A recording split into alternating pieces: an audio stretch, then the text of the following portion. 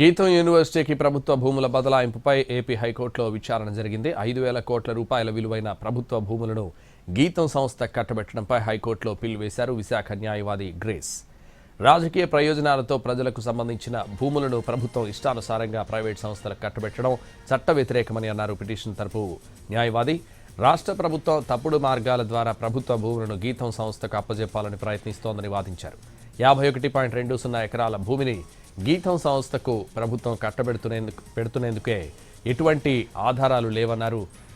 అయితే చట్టపరంగానే భూమిని గీతం సంస్థకు ప్రభుత్వం బదలాయిస్తుందని యూనివర్సిటీ తరపు న్యాయవాదులు వాదించారు. పిల్ను కొట్టేయాలని హైకోర్టును అభ్యర్థించారు. పిల్ను పూర్తిగా విచారించకుండా కొట్టేయలేమని ఏపీ హైకోర్టు తెలిపింది. పూర్తి ఆధారాలతో కౌంటర్ దాఖలు